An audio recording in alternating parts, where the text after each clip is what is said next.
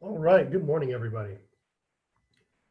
Today, I will be talking about how to create an ATS-friendly resume, kind of going over generally what a resume is, the thought process behind why we have it set up the way we do, and then also explaining what ATS stands for, what it does, and again, kind of how our resume format and setup apply to an ATS system.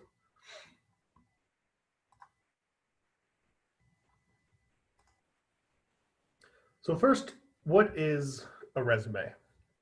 A resume is a document of your skills. It's a record of all of your past work history. You can use it to show volunteer work, kind of show what you do outside of the classroom and work. It really helps you talk about your time in school. If you have a particular class that you have a large project in that you can really talk about, or different classes that really help you get the job you're looking for.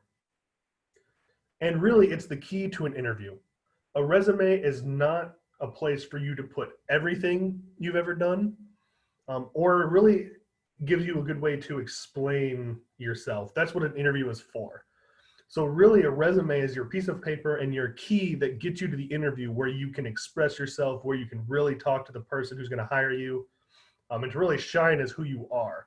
A resume is simply doesn't have enough room for you to explain yourself like you do in an interview. So it has to be very succinct, very on top of what you wanted to say, and really you're using it to get to the interview where you can really show them who you are.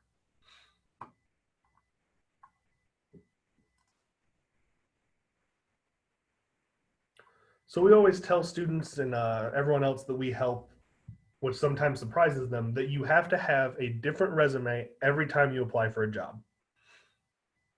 So you can't have a single resume that you just throw out to all of these different jobs. The chances of that getting you an interview is very slim to none. So you need to create a very specific resume for every job you apply to. So why do you need many resumes? Every job has different requirements and has different kind of pieces to it that the person hiring you wants to know you're able to do. So to do that, you have to create your resume, look at the job description, see what it has, and you need to make sure you're telling them on your resume, these are my skills and this is why you want to hire me. Again, a resume needs to be succinct, keep it about to a page early on. As you gain more and more experience that's reliable or relevant to the job you're applying to, you can go on to a second page as necessary. But again, you want to keep it as short and as succinct as possible. You want to be sure that anyone who's looking for a certain part of what you can do or have a very specific reason they're hiring somebody, they need to be able to quickly find that on your resume.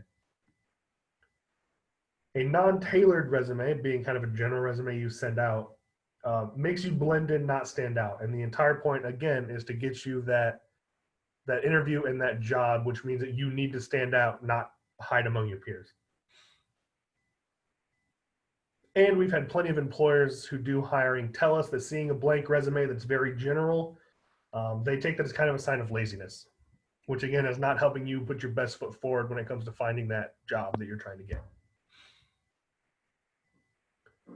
So one of the ways we try to help negate the stress of having to create a resume for every job you apply to is what I call a general resume. Now, I know I just talked about how you don't want to have a general resume you send out, and that's okay because this resume is one you never send out to a job. This is kind of a living, breathing document that you keep on your home computer that helps you develop your specific resume when you find a job. So this resume can be as long as you want, 5, 10 pages, doesn't matter, because again, you're not turning it in.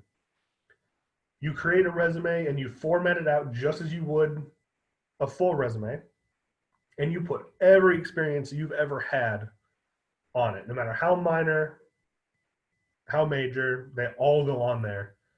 And you want to be as detailed and just as specific as possible in all of these. And the reason for that is once you've kind of created this general resume, it has all of your information, anything you're ever going to talk about, in one place, already written out and thought of, so that when you find a job you want to apply to, you can take a look at that job description. You can take a look at what they're looking for. You can talk with someone at the company to kind of learn what they're looking for. And you can kind of find that on your general resume and copy and paste it over. This way you're not kind of reinventing the wheel every time you go to create a resume. You kind of have one already made up that you're just able to take the information from and put it over onto it so that it's easier to do. You may have to change a few keywords depending on what they're looking for. If you have one that's really close, but you're like, I can word this to kind of match that, you may need to do some of that. But again, that's much easier than trying to think through and rewrite your entire resume. This can take a decent amount of time to do, but once you do have it set up, after that, you're just keeping it updated. You get a new job, throw it on the bottom. As you gain experience in that job, just start adding that experience in. And then it's a living, breathing document that updates as you go, and you always kind of have it. I also suggest, if just like all of your other important documents, making sure you have it in more than one place. Have it saved on your computer, have it saved to a Google Drive or some other cloud, whatever you feel comfortable with. That way you always have access to it. If your computer blows up for whatever reason, you can still get it on Google Drive anywhere else. So that's kind of that general resume, and again, kind of the walkthrough of why you need to make sure that you are keeping your resume that you're going to turn in very succinct and very tailored to that job. So now we can kind of talk about how to do that. Here I've grabbed a job description for an engineering job that I found on Indeed. I just kind of grabbed it and threw in the qualifications so we can talk about what to look for. So this design engineer is going to be responsible for design and development of electromechanical products and components spanning multiple industries. The skills they're going to need is at least a bachelor's degree in design engineering. That's where on a resume you want to make sure you have your education put in at the top, or at least just in its own section, so that anyone who's looking at this, or as I get into the system, what the system might look for, is just going to immediately find somewhere where it says bachelor's degree in and one of these things. I myself have a degree in psychology, so if I tried to apply for this job, it would immediately kick my resume out because they would see a bachelor's degree, but none of what it's looking for.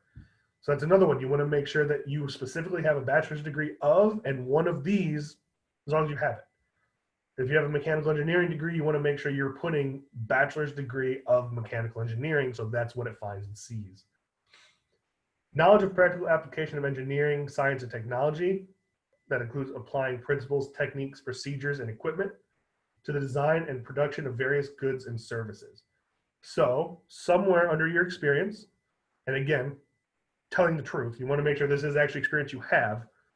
But let's say you have experience in kind of applying different technologies to various, products. You want to make sure that that is kind of the verbiage you're using. You want to make sure you mention SolidWorks and CAD, that you can use the software. So you can kind of see where I'm coming from. You want to be able to put down knowledge of materials, proficient in Office, because these are all the things that a computer and a person looking at your resume are going to be looking for.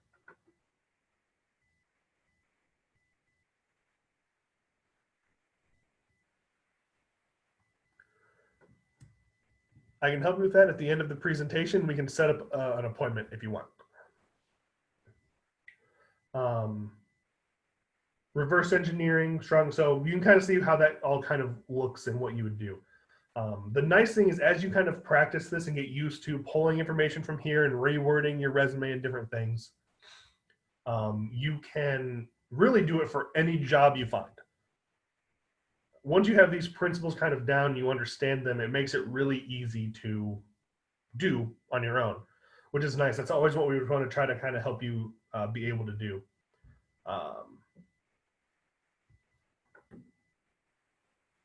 So that's what you're kind of looking at and what you'll want to have on there. So what is ATS, or applicant tracking software? An applicant tracking system is a type of software that recruiters use to help kind of sort, scan, and rank applicants for their jobs. Larger companies can have up to 200 to 300 applicants for a single job opening, and chances are they'll have multiple job openings at once. That's more resumes than a single HR department, no matter how many people they have, can actively or easily do in a short amount of time. So they use these applicant tracking softwares to help kind of weed out unqualified applicants, so they can devote their time to evaluating people that are more likely going to be suited and able to do the job they're looking for. One of the things this does do is, while it's getting rid of least qualified candidates in their eyes, it's not identifying who's going to be the best fit. And that is where a full interview comes from. That way, once they get through that, they know you're qualified, and then they can look for the best fit. But that also means that if you kind of use a document or your resume has some issues with it that the system doesn't like, it can still kick you out, even if you're qualified. Which is one of the main reasons we have our resume set up the way we do, is because they're very simple and easy to get through those systems. So you could easily lose a qualified or best fit candidate because the system kicks you out on some strange error of some kind. It's just kind of the world where we're living in right now, with how many people are looking for jobs, how many jobs a single place can get. It's the only way to feasibly do it right now. So we have to be prepared to fight that. So what is it that makes a resume high risk? Putting your content, or especially your contact information, in your header or footer of your resume. Most applicant tracking softwares don't read header and footer. So any information in there would simply be lost in the system. And not putting contact information on your resume can make the system think that it is a fake application and may kick it out right away. Not guaranteed, but that can happen. Not using keywords, that's one of the main things a system looks for, is it's going to kind of take out all the keywords that it's looking for and give you a percentage rating on that. If you're under a certain percentage, it'll kick it out and no one will see it. Again, that's the system saying this person's not qualified because they didn't use enough of these keywords I'm looking for. If you use a template, we always tell people never to use a template on your resume. Templates have pre-made boxes.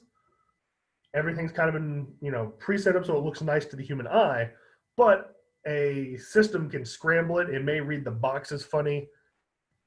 There's a number of things that could happen. So again, using a template is dangerous to an applicant tracking system. It could lose the whole thing. Funny enough, something I learned while kind of doing some research for this is actually that certain file types matter. Using a PDF is often seen as the safest way to send in a resume, because it can't be messed with or tampered with. However, a lot of applicant tracking systems, I found out, have trouble with PDFs. It may not read it, but others do, and they usually tell you that when you're applying, as you're putting your resume up to send in, it will have file types that it's okay with. So you want to make sure PDF is one of them. If not, Word docs are always the best. All applicant tracking systems will take a Word document or a plain text file, but again, you lose some of your format ability with a plain text file. So that's one of those things where you'll have to kind of look and see what the system wants and says. The graphics and charts, some people like to add some of those to their resume. Again, it kind of pops out and it can be appealing to the human eye. But again, the system will, chances are, see the graphics as just either blank space or as an unknown factor to the resume, which could cause an error, or it would just ignore it. So now you're using up room on your resume that it's not going to find or use. And then, of course, simply a non-ATS-friendly resume format. A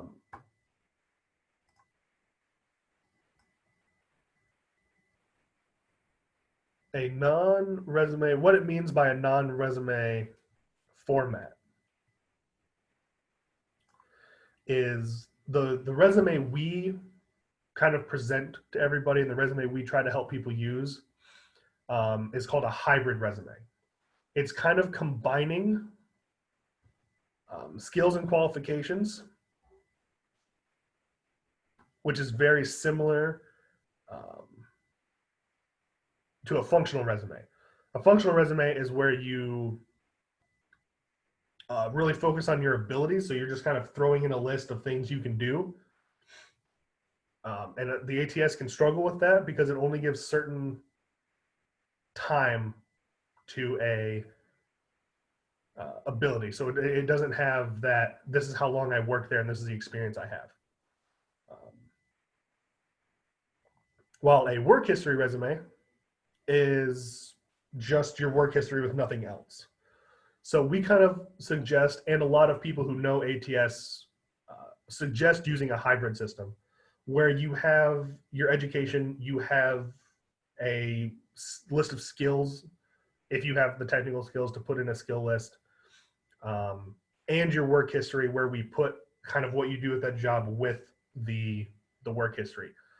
So really you're kind of making a hybrid resume of both, which is that's why it's called a hybrid resume.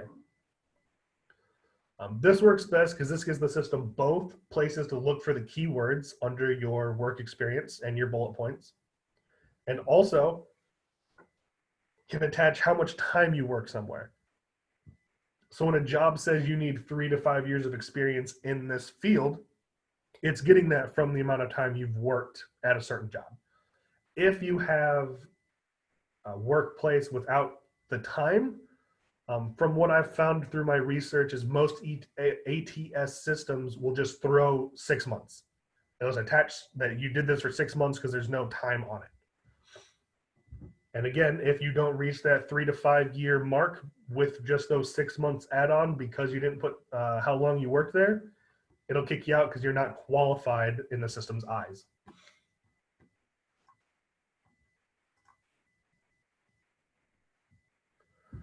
So that was kind of a quick rundown on what ATS is, what makes a resume high risk to be kicked out by an ATS, and kind of the thought process on how to create a resume and make it that ATS friendly so you know at least a person will see it to hopefully then begin calling you for an interview process. I have up on the screen now our contact information.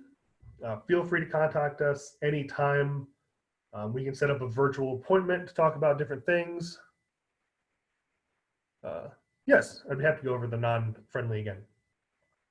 And if anyone does want to set up an appointment with me or one of the other career coaches, I'd be happy to, we can do that by contacting careercenter@indianatech.edu. Now the question is, can you go over non-friendly again? Yes. Let me, previous.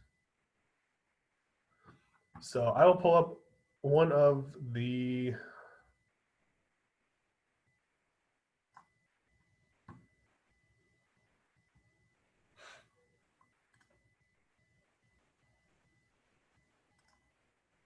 all right. So the most common pieces of a resume that make it unfriendly to a system is putting any of your contact information in the header of a document. So each document has a header and footer that you can put information on, which is a nice way to be able to put your information up there without, taking up more space on your one-page resume. But as we say, ATS have issues reading information in a header and footer. So most of the time it's turned off and they don't even read it. It's just the information to the system reading your resume will not register that it's there. And again, if your contact information or other information is in the header and it doesn't see it, it may think the resume is incomplete or a possible fake application because there's no contact information on it. So it may kick it out right there, or at least put it in the low percentage tile of resumes to look at. Not using keywords from the job description. If you're kind of using a general resume without these specific keywords in it, your resume will score a very low percentage on those that would be looked at by a human, and chances are it would be kicked out then.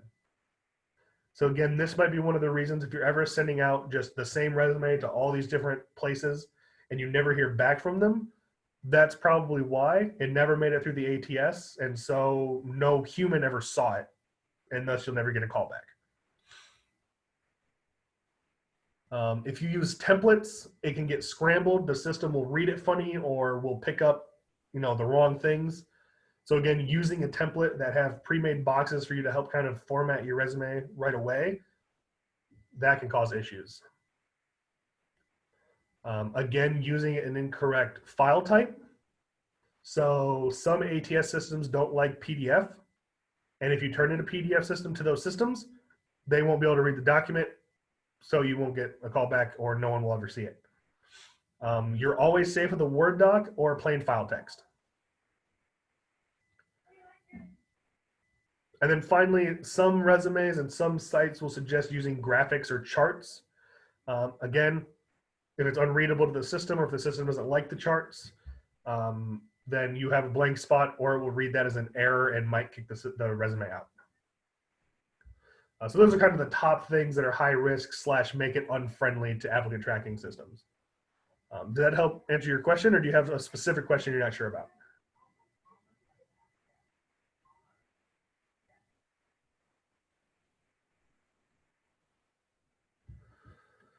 I can show you. I have an example of a resume we formatted on how we say you should format it. I don't think I have an example of a poor resume. If you have a specific question about a part, I could show you in a Word doc.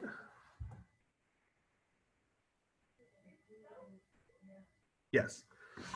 So this is kind of an example of a friendly ATS. The name and contact information at the top are not in the header. We've shrunk the margins so that there's more room. So you're able to type from the top of the page to the bottom without getting into the header or footer. We have our professional summary, which is again a great place for you to put some keywords that they're looking for.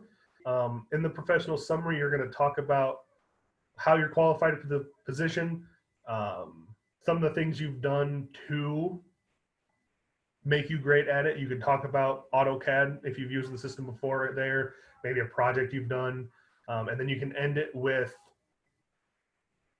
what you're bringing to the table or a call to action, kind of saying, looking forward to really talking with you to get this job. If you're freshly or at least newly out of college, we always suggest putting your education towards the top, because entry-level jobs, chances are their big thing will be just a bachelor's in that degree, and it'll be the first thing that a person sees and that the system sees. So just immediately marks off that you have a bachelor's of what you're looking for. Then if you have more coursework that's related to the job than you do experience in that field, then that's when you would use relevant coursework. You'd put that on there. You talk about your main, 2-3 classes that you learned from that will help you on this job. Excuse me. And you would kind of talk about the class, what you learned from it, and any projects you've done in that class.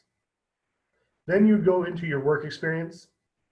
You want to make sure you mention the company, where it was at, what your job title was, and how long you worked there.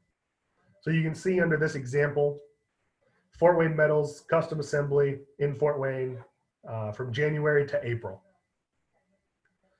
The system will pick up that time frame and kind of mark down that as part of the experience. We then have some bullet points there, and that's where you would put your experience from the job, your main parts, what you worked on. This is another place where you would put those keywords and where it would pick those up. We have very light examples there. You would definitely put more information. For example, under custom assembly, they have light manufacturing. That would immediately tip me off to tell you to make sure you're putting more information there. So what does light manufacturing mean? You want to make sure you're talking about what you build. And again, if there's a keyword there you can put in there from their job description to talk about that, that is where, again, you would put that and where it needs to find those keywords. And then at the very bottom, if you have room and you can put it, you can state it in a way that still applies to the job. Any activities and honors you have or have kind of volunteered for in the past. It needs to be something that is nice to put on there. It shows work and things you've done outside of work and the classroom. And that's kind of where you would go into an interview and be able to talk about them. Really talk about why you put that you're a part of a varsity team at Tech, maybe. The great piece with that is then you can kind of talk to them and be like, hey, you know, I was an athlete, which really taught me time management skills, how to turn failure into forward momentum to make sure I don't fail in the future, things like that, that you can really go into that you, again, don't have room to do on a resume. But that's one of those pieces that once it gets to a human, can add more weight. But again, you have to be careful where that is, because if you run out of room and add that extra anyway, if a system doesn't like it and a person never sees it, it's now no longer helpful. So you have to kind of balance that. I want to make sure I have enough information on there to really make sure I'm through the system, but make it look human enough that when a human sees it, they're not just like, this is kind of crap. But that's kind of what we do. We can help you work through that and make sure that you're getting both those pieces in there so that when someone sees it, they can be like, okay, I want to talk to this person so I can get more information. But I have enough information to be intrigued. So does that kind of help answer your question?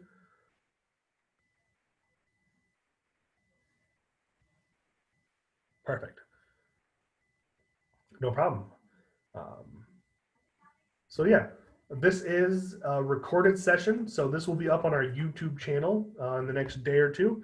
So if you or anyone else wants to come in and watch it, they can feel free. Again, this is our contact information. So if you would like to set up an appointment, feel free to email careercenter@indianatech.edu or call at the number there. And we'll be able to set up a meeting. Make sure that if you do want to set up a meeting specifically with me, just ask for Ryan Seiler as your career coach, or just put in kind of the major and what job you're looking for, because then as career coaches, we're set up for different colleges. So you would probably go to Lauren Johns for engineering and Peter Science for engineering. So just kind of information for what you're looking for there. So thank you everyone for joining me. I'm going to go ahead and end the recording now. If you do have any other questions, I'll hang around for a minute or two, so you can feel free to ask me anything then.